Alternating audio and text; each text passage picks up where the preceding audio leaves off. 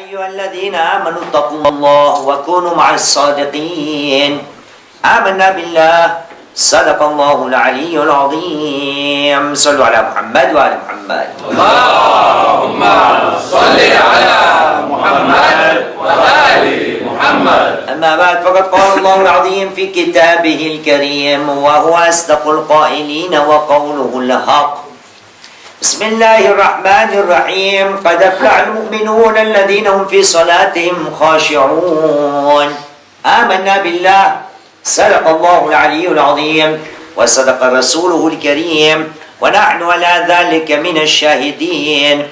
رب اشرح لي صدري ويسر لي أمري واحلل عقدة من لساني يفقه قولي. صلوا على محمد وآل محمد. اللهم صل على محمد وآل محمد. أقدروا وفاكم بالصلاة على محمد وآل محمد. اللهم صل على محمد وآل محمد. وجوهكم بالصلاة على محمد وآل محمد. اللهم صل على محمد وآل محمد. طيبوا أنفاسكم بأعلى أصواتكم بالصلاة على محمد وآل محمد. اللهم صل على محمد وآل محمد. De quelle manière améliorer notre prière quotidienne? Depuis des semaines et des semaines, nous discutons à propos de ce sujet et à propos de cette prière, car notre prophète Muhammad sallallahu alayhi wa sallam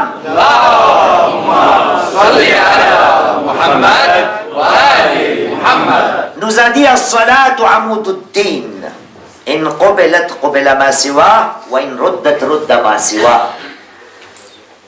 La prière est le pilier de la religion. Si celle-ci est acceptée ou acceptable, les autres actions seront acceptées ou acceptables. Et si celle-ci est refusée, les autres actions seront refusées. Et donc il est de notre devoir d'améliorer cette prière, de la rendre la plus acceptable possible auprès d'Allah subhanahu wa ta'ala. Et nous avons vu de diverses manières, que ce soit à l'intérieur de la prière ou à l'extérieur de la prière, de quelle manière essayer d'améliorer cette prière. Et surtout, mériter les éloges d'Allah subhanahu wa ta'ala. Car Allah subhanahu wa ta'ala fait l'éloge des gens qui pratiquent la salat, la prière quotidienne, mais avec une petite condition. Alhamdulillah, nous tous ici présents, nous pratiquons la prière. Nous accomplissons la prière quotidienne, as-salat. Mais Allah subhanahu wa ta'ala dans Surat al-Mu'minun, le chapitre 23 du Saint-Coran, donc cela nous concerne en premier lieu. Nous sommes tous des mu'minines. Et donc le chapitre 23, versets 1 et 2, les versets qu'on répète chaque vendredi. Allah subhanahu wa ta'ala dit Bismillahirrahmanirrahim.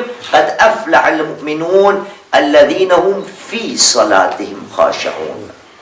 Bienheureux sont les croyants qui, durant leur prière, pendant leur prière, accomplissent cette prière avec humilité, avec al-khushu'.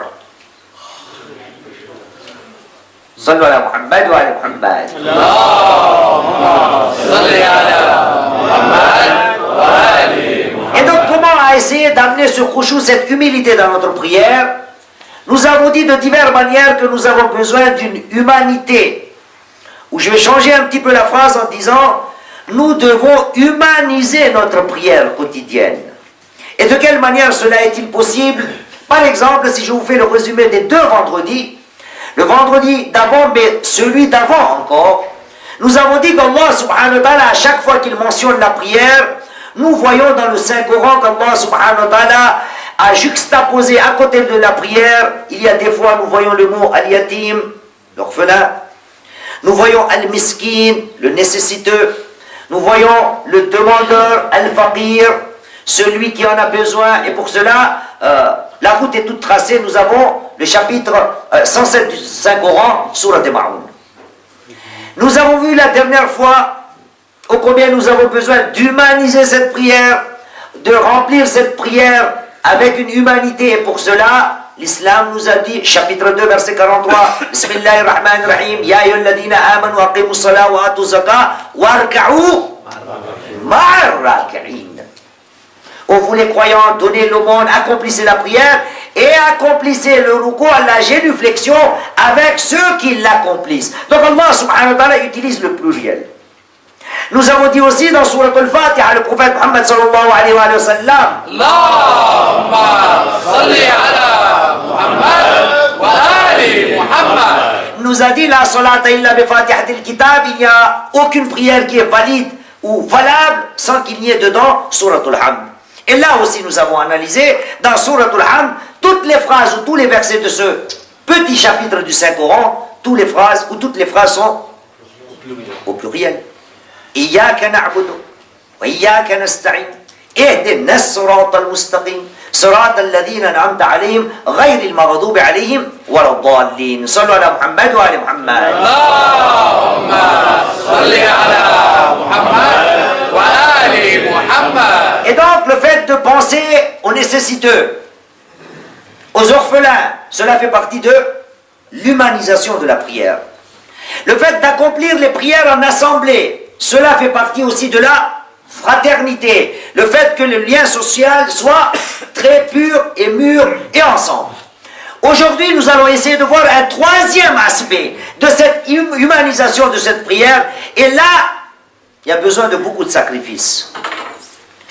Pour en faire un discours, c'est très facile. Parler pendant 20, 25 minutes, 30 minutes, ou plus si vous le désirez, Inch'Allah ta'ala, d'accord? C'est très facile. Mais le mettre en œuvre, ce n'est pas à la portée de tout le monde. C'est pas évident et c'est pas facile. Et comme par hasard, ces jours-ci, nous commémorons le deuil et le martyre de la sainte Fatima Zahra alayha salam.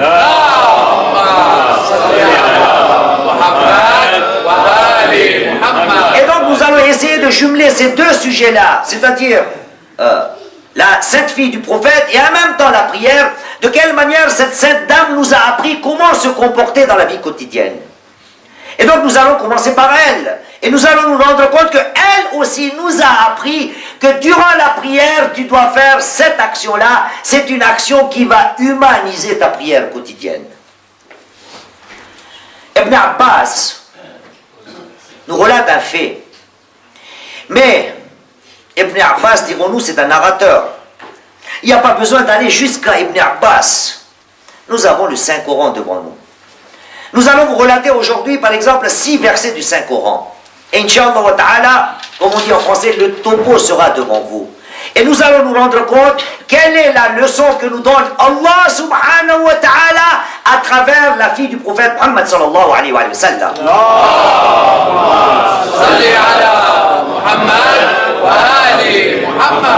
Allah subhanahu wa ta'ala nous raconte une petite histoire dans le Saint-Coran. Il s'agit du chapitre 76 du Coran, Surat Insan, que l'on dénomme aussi Surat al-Dahr. Alata. Allah subhanahu wa ta'ala, chapitre 76, versets 7, 8, 9, 10, 11 et 12. Allah subhanahu wa ta'ala nous dit, Bismillahirrahmanirrahim.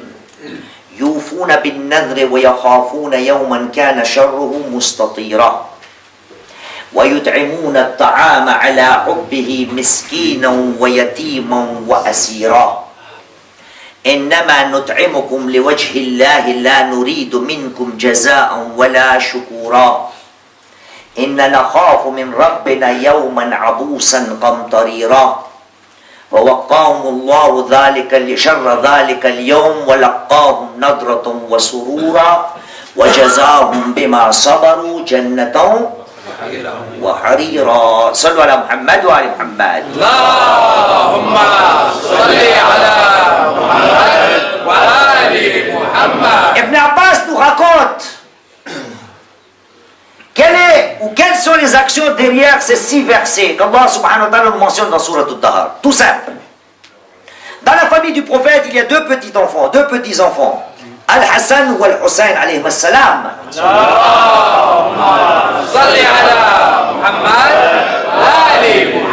Qui tombent malades. Et dans cette maison-là, tout le monde fait un vœu. Si Hassan et Hussein sont guéris, ils vont jeûner pour Allah subhanahu wa ta'ala. Donc ils jeûnent pour Allah subhanahu wa ta'ala. Qu'est-ce qui se passe? وَيُطْعِمُونَ الطَّعَامَ عَلَى حُبِّهِ مسكينا ويتيما واسرا. صلوا على محمد وعلى تفضل شيخ. اللهم صل على محمد وآل محمد. اللهم صل على محمد وآل محمد. عجل فرجه. اللهم صل على محمد وآل محمد. Et donc, il donne de la nourriture. Miskin, yatim, assir, le nécessiteux, le mendiant, l'orphelin, et celui qui est assir, celui qui est otage, prisonnier. Il donne tout. Mais pour qui il donne tout cela? Pour Allah subhanahu wa ta'ala, car ils ont peur du dernier jour du jugement. Et tout simple après, Allah subhanahu wa ta'ala, dans le verset 12 que nous avons mentionné, dit وَجَزَاهُمْ بِمَا صَبَرُوا جَنَّةً وَحَرِيرًا. Rien qu'avec cette action-là, ces gens-là méritent quoi? Le paradis et al-harir, les vêtements de soie. Chers frères, Allahumma salli ala Muhammad wa ali Muhammad. dans cette petite histoire, nous nous rendons compte, il y a beaucoup de leçons à prendre. Mais il y a une petite leçon qu'on peut tirer tous ensemble. Que même si la sainte Fatima et toute sa progéniture et toute sa famille avaient faim pour leur rupture de jeûne, et pourtant ils ont donné tout ce qu'ils avaient en leur possession. Et donc quelle est cette action-là? C'est le fait de penser aux autres. L'humanisation de la prière.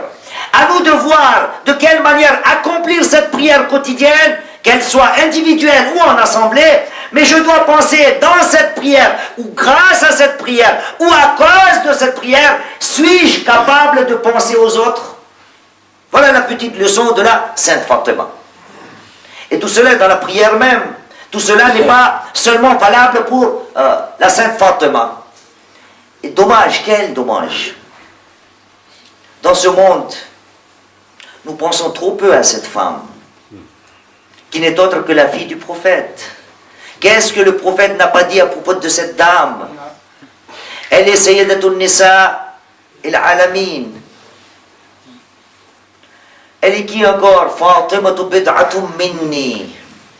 Fatima fait partie de moi. Et on en parle tellement peu, comme si l'histoire avait oublié que le prophète avait une fille qui s'appelait Fatima Zahra, alayhi salam.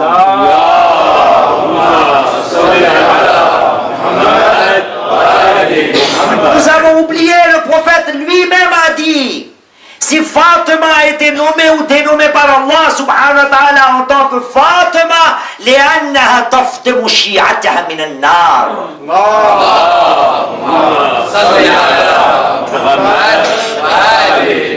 C'est elle qui va libérer ses partisans du feu de l'enfer d'Allah subhanahu wa ta'ala. Cette dame-là est tellement oppressée qu'aujourd'hui, on ne prend même pas la peine d'expliquer aux gens qui était-elle. Mais Allah a pris la peine.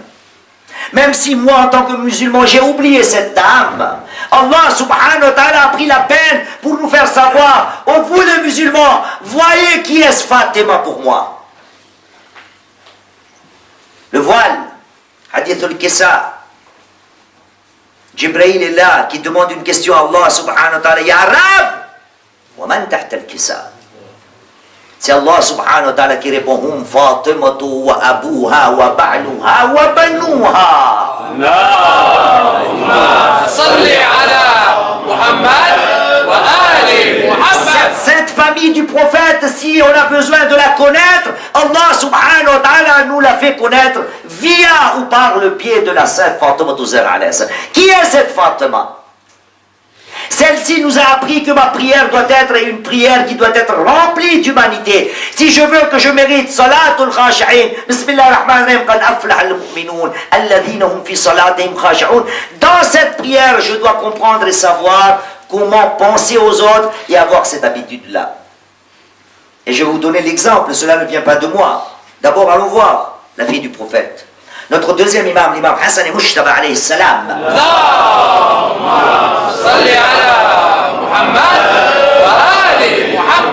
Nous relate une petite anecdote, un petit fait de sa petite tendre enfance et jeunesse. Et l'imam Hassan et Mujtaba nous dit, à chaque fois que ma mère se présentait pour accomplir la prière quotidienne, et quand elle se mettait sur le tapis de la prière, elle me disait, Hassan, viens à côté de moi. Et Hassan et Mujtaba nous dit, chaque fois que je me plaçais à côté de ma mère, qu'est-ce que j'ai vu? Je voyais que les pieds de ma mère étaient enflés à cause de la multitude de la prière. Mais durant toutes ces visions ou informations, le deuxième imam nous dit, j'entendais toujours ma mère demander à Allah subhanahu wa ta'ala des vœux pour les autres. Pendant la prière et durant la prière. Et un de ces jours, j'ai pris la peine de demander en disant, maman, tu ne demandes rien pour nous. Nous n'avons rien à la maison. Nous avons des problèmes quotidiens. Oh maman, tu ne demandes rien pour nous. Et Fatima alayhi salam répond en disant, oh mon fils, al-jar thumma ad-dar. Oh mon fils, d'abord pensons à nos voisins. Après pensez à soi. Pour rendre cette prière quotidienne la plus méritable possible auprès d'Allah subhanahu wa ta'ala, je dois avoir ce réflexe-là. Et voyez-vous, n'avons-nous pas noté pourquoi est-il mustahab? Voyez-vous, c'est un ordre. Cela fait partie des actes surrogatoires. N'avons-nous pas entendu parler, que ce soit via mes discours ou dans vos lectures, Inch'Allah wa ta'ala, qu'on nous dit il est mustahab, que dans le 3e rakat et le 4e rakat de chaque prière, dans laquelle il y a 3 ou 4 rakats, donc en l'occurrence, Maghrib, Dhuhr, Asr ou Isha.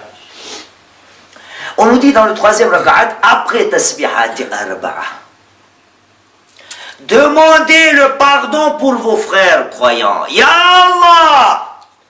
Même moi, je ne me suis fait pas encore pardonner, j'ai des pardons à demander à toi. Et tu me demandes de demander pardon pour les autres? À chaque fois que tu lis Subhanallah walhamdulillah wa la ilaha illallah wallahu akbar, et quand tu finis cette obligation-là, il est surrogatoire de dire à Allah, Allahumma ghfir lil mu'minin wal mu'minat. Oh mon Dieu, moi j'ai pas pu pardonner mes péchés et tu me dis de demander le pardon pour les autres. Qu'est-ce que cela est en train de nous dire? Que cette prière doit être une prière grâce à laquelle je dois avoir ce réflexe-là de penser sans cesse dans ma vie quotidienne, de penser aux autres. Combien d'exemples il y en a? C'est bon, vous avez l'habitude de m'écouter 30-35 minutes maintenant tous les vendredis. Parce qu'on est à 19 à peine là. Sallu ala Muhammad wa ala Muhammad. Allahumma salli ala Muhammad wa ali Muhammad. Voyez-vous, chers frères, on n'accuse personne. Mais combien de fois avez-vous entendu cette annonce ici? N'allons pas trop loin. Ici même, dans notre centre, ici, là où vous êtes présents, où nous sommes en train de discuter, d'accomplir l'adoration d'Allah subhanahu wa ta'ala. Combien de fois il a fallu annoncer qu'il y a une 2 chevaux qui gêne, il y a une voiture qui est mal garée. Moi qui accomplis la prière, est-ce que je ne dois pas penser que si je gare ma voiture de mauvaise manière, je suis en train de gêner quelqu'un? Tout cela est valable dans tous les domaines, mais je suis en train de donner l'exemple. Si je suis qui accomplit assidûment ma prière quotidienne, je dois avoir cette vision dans ma vie et pour mériter les éloges d'Allah subhanahu wa ta'ala, penser sans cesse aux autres, au bien des autres surtout. Avant chaque action. Nous avons un verset dans le Saint-Coran. Nous avons, nous les orateurs, ceux qui ont le micro et la parole, nous utilisons ces versets que pour dire aux gens d'aider sur le sentier d'Allah subhanahu wa ta'ala, pour le infaq, pour le sadaqa, pour la charité. Mais croyez-vous qu'il y a seulement ce message-là dans le Saint-Coran? Allah subhanahu wa ta'ala, dans le chapitre 3, sourate Ali Imran, verset 92, nous dit Bismillahir Rahmanir Rahim, Lan tanalu al-birra hatta tunfiqu mimma tuhibbun. Vous n'aurez jamais la piété tant que vous n'auriez donné tout ce qui vous est cher sur le sentier d'Allah subhanahu wa ta'ala. Nous utilisons ce verset d'ailleurs, qui est valable aussi, pour convaincre les gens qu'Allah subhanahu wa ta'ala va vous donner la piété si vous êtes capable de donner aux autres sur le sentier d'Allah subhanahu wa ta'ala. Mes chers frères, le message ne s'arrête pas là, le message ne se limite pas à ça. Il y a un autre message qui est encore plus profond dans ce verset. Allah subhanahu wa ta'ala est en train de nous dire, en tant qu'être humain, tu dois penser aux autres. Car des fois, nous n'avons pas les moyens de donner. Nous n'avons pas les moyens d'aider quelqu'un. Voilà pourquoi le prophète nous a dit, si tu n'as rien, au moins, si ton cœur frémit, si ton cœur se dit, ah, si j'avais 5 euros dans ma poche, je l'aurais donné, mais tu ne les as pas. Et voilà pourquoi des fois il nous arrive de se limiter dans ce domaine-là. Nous avons envie de penser aux gens, mais nous avons honte en se disant que je me considère comme quelqu'un de très bas et j'ai que très peu, donc ce n'est plus mon devoir de le faire. N'avons-nous pas entendu notre premier imam, l'imam Ali ibn Abi Talib alayhi salam, dans Nahjul Balagha? Allahumma salli ala Muhammad wa ali Muhammad. Et alhamdulillah, les frères qui comprennent l'arabe, cela doit tomber dans l'oreille. L'imam Ali alayhi salam dans Nahjul Balagha nous dit, la tasta'i min i'ta' al-qalil fa inna al-hirmana aqallu min. La tasta'i min i'ta' al-qalil. Si tu as peu, donne le peu que tu as. N'aie pas honte de donner peu, car ne pas donner est encore pire que ne pas donner.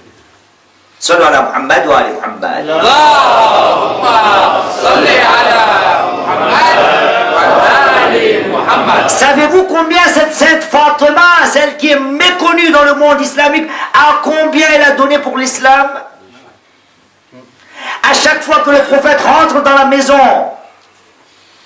il est rempli de sang. Les Quraysh, les Mécois lancent des pierres sur le prophète est blessé. C'est la sainte Fatima qui essuie les blessures du prophète. Que ça? Non.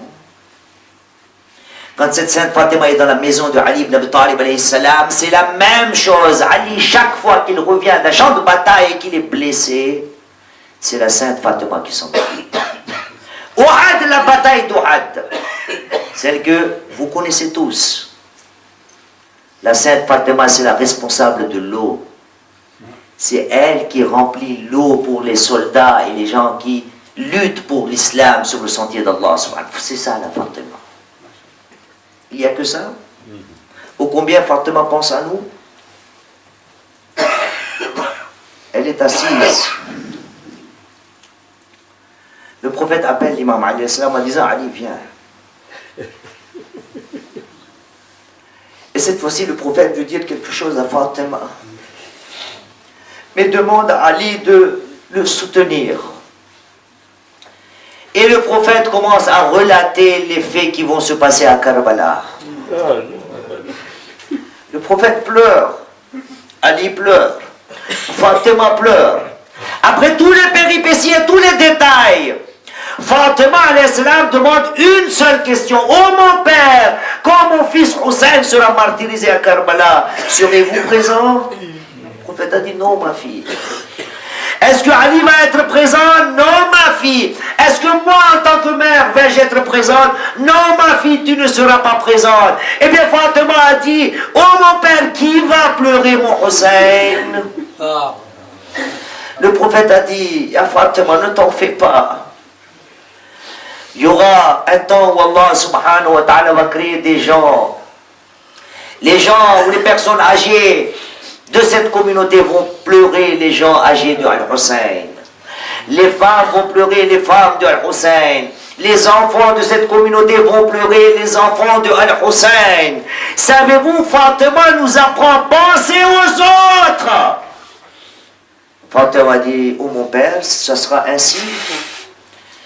Eh bien mon père, je prends la décision finale en disant, oh mon père, je ne rentrerai pas au paradis tant que les gens qui ont pleuré mon Hussein ne rentrent pas au paradis.